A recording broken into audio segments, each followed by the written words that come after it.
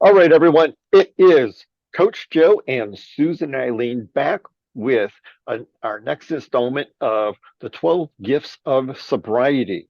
This one is number 9, Peace Instead of Chaos.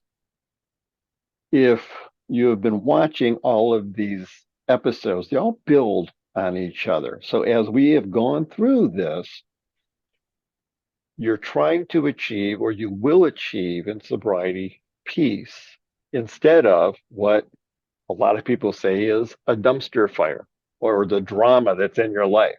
And Yes. with that, if you have read Susan's memoir, From Nana to Prada, you know there have been some dumpster fires in her life. So we're going to Yes. talk to Susan Eileen to share her insights on peace instead of chaos.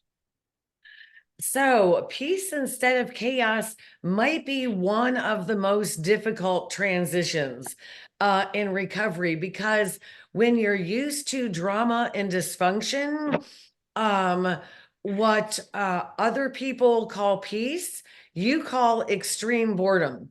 And other people Mm, actually can't figure out why you're not happy with extreme boredom. And think of it this way. In this age of, between a rat race and staying up on technology and let's go shopping and, buy, consume, actually embrace boredom. And that's mhm. what I did. I said to myself, you know what? For about 10 years, I had 15-hour days where I was putting in an 8-hour shift at work and an 8-hour shift at home. I said, I bring on the boredom because I don't know what it's like to even feel bored. But a lot of people are terrified of boredom. Um, and here's the thing though, every emotion, every very strong emotion or boredom would actually be just a neutral emotion that you're not used to. um but think of history, like when the Vikings got mad about something, they figured out how to build a bridge or a solution. When throughout human history we have figured out solutions. When we were angry, we became creative. When we were bored, Mhm. um drama led to the need for better conflict resolution strategies. So embrace the negative feelings, because I feel like as soon as you embrace them, it neutralizes them, and then you can flow into creativity or just a motivated mindset instead of a limited lack-based mindset. So, a big part of that is making a mental shift. And Yes. the question to ask yourself when you're faced with something that is challenging or didn't go your way, or it's dramatic, is what is here for me to learn? Yes. Instead of being uh, angry about it, frustrated about it, what's here Yeah. for me to learn? So, you know, e- expand on that a little bit, Susan. I have gone through a very a tough year in terms of my personal life. My professional life has been great. My finances have been great, but realistically, the dysfunction in my life that was there before I quit drinking was still there, and I am now. It was during my third year of sobriety that I started addressing the dysfunction. And it was definitely a case of things will get worse before they get better. Uh, however, I think, the universe waited for me to see it until I was 3, 4 years sober. So now when I look at the people that I'm having this dysfunctional situation with, that's how dysfunctional, toxic, whatever I used to be. No wonder when I showed up to a job interview, no wonder when I tried making new friends or hobbies. Like I was just a mess inside and out.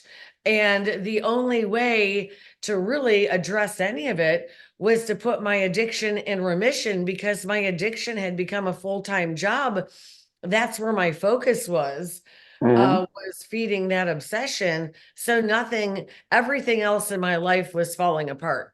So sobriety has given me the opportunity to put my life back together, um, to restructure it in such a way too that it minimizes the chance that it'll ever fall apart to that degree again. Because Hmm. now I've restructured it with a solid foundation. So Exactly. Exactly. So what you have done and what you yeah, do in sobriety is you stop relying on the coping skills that don't work that got you into addictive behavior. You right. upgrade, we'll say, to coping skills 1 or 2.0 instead of 1.0. And Yes. instead of running from your fear, you have the courage to face your fear. And then by doing that, it's not fueling the chaos. You're finding peace because you're looking at how to solve the problem. You're not running Yeah, from it. but it really is. Peace will feel like extreme boredom Hmm. or whatever when you're used to dysfunction. So Yeah. you just need to give it a minute. It wasn't that hard for me.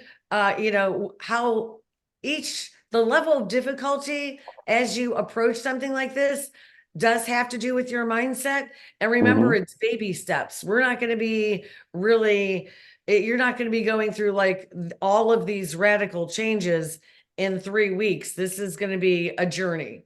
Yeah. Like in terms of the tortoise and the hare, we're going to be like the tortoise. The slow and steady wins the race, Yeah.